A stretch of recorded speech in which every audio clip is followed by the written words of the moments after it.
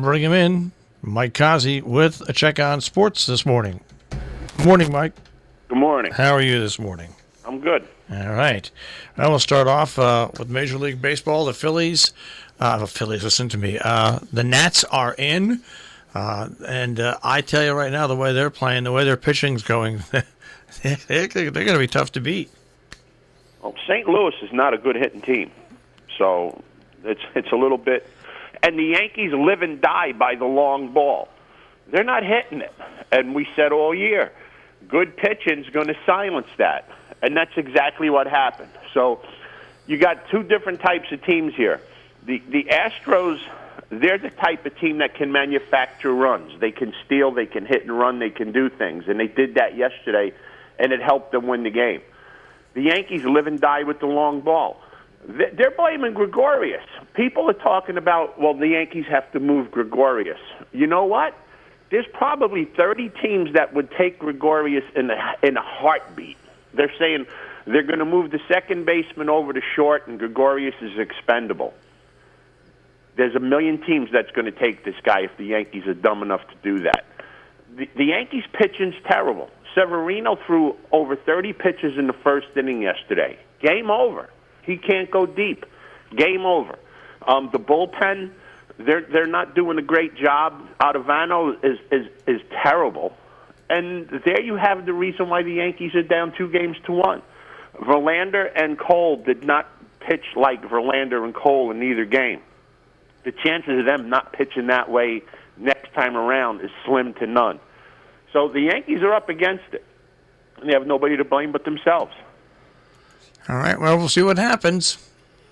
Oh, we'll see what happens. The Astros will be playing the Nationals for the championship. Well, we've said that. I said that all along, that they're the team to beat to get into the championship, and we'll see how it plays out the next 3 or 4 games. They're not going to play today, and I don't think they're going to play tomorrow either, between you and me. They'll play tomorrow. They'll definitely play tomorrow. Not if it rains into the heavy rain into the afternoon, and they get 3.5 inches of rain. The rain's supposed to stop tonight. Our guy is saying that it's not going to stop, especially down there till tomorrow around noontime. And if we get, I don't know about that. If there's 3 inches of rain, I know Yankee Field and Bell Fields are built to drain very well, but I don't know. They'll play tomorrow. Well, hopefully. Yeah, they'll play tomorrow. It's supposed to be cleared up by midnight. I'll ask my guy when he comes in a few minutes again, because he's going to give me the update.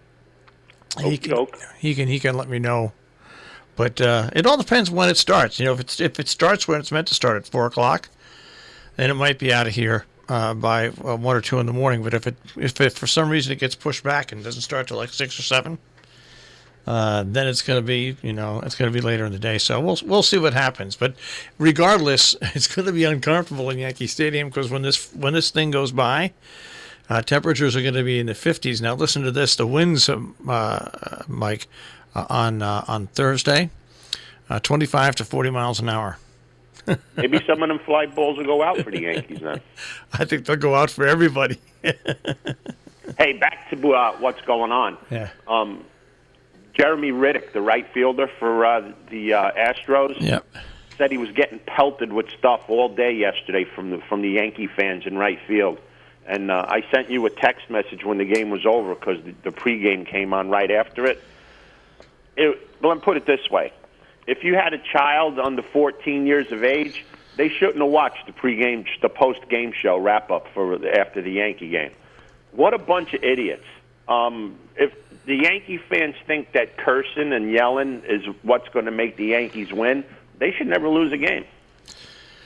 It's funny. That hasn't happened since... since the Baltimore series, when the fans got overzealous. I'm a believer. I used to go to see Giants all the time play in football. I had season tickets, and I broke a cardinal rule. I snuck in a sign and I hung it over the railing. Okay, because my seats were perfect. They were dead center, mezzanine, first row, right in between the goalposts. So when the Giants scored on their first possession, I unraveled the sign. I should have been thrown out right away, but the guards were around me in like 20 seconds, and they just asked for it.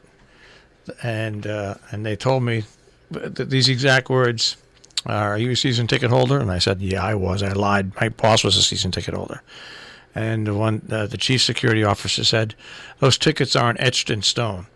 And they took it away and they walked away. Okay? Mm-hmm. So, I mean, that's the easiest way to do it. If people are throwing stuff out.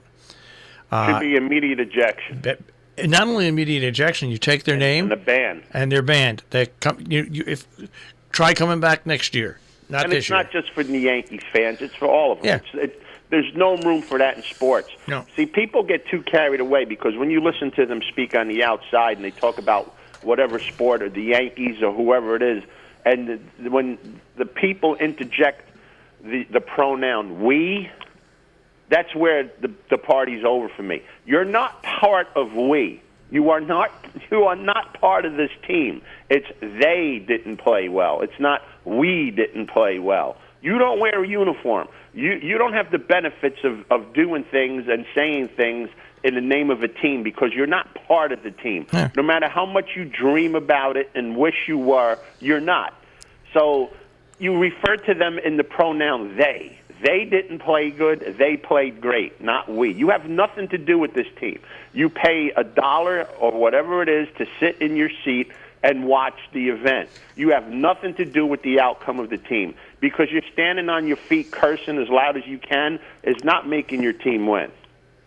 I agree with that 100%. And I used to go in the Giant games. I used to have seats down low, behind the benches. The first year I went, and it was horrible what goes on when you're within 6 rows of the field. It's ridiculous. It's and you're, like you say, it's not just Giant fans. It's unbelievably, people think that they pay. You buy a ticket, you've got a right to do it. No, exactly. I mean, I went to the big Yankee Red Sox series in 1978 with my uncle and my cousin and his sister, and I was 18 at the time. My uncle was a pretty big guy, and we were sitting in the upper deck because that's the only seats we're able to get, and there were Yankee fans there just to start trouble.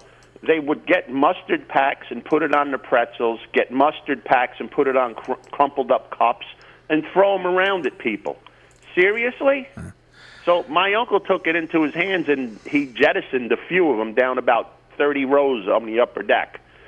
They got ejected. We saw the end of the game. It's just a huge problem. It's ridiculous, and like you said, they need to. The people that work there to do security need to enforce it, and not stand back and laugh. Say, "Oh, look at the Yankee fans, or look at the Ranger fans, or whatever." Look at the person doing what they're not supposed to do. You need to be removed. I was at the Ravens-Giants Super Bowl in Tampa Bay. Okay. And there was a whole block of Giant fans, and then above us were a whole block of Raven fans. And 2 of the Raven fans got out of control when they went ahead, like I think it was 23-7, or not quite the final score. And so one of them poured beer over this guy in front of him. No, you know what happened? Security was there in like 10 seconds, and they didn't even speak to the guy. They dragged the guy and his friend out. They dragged him out. Good.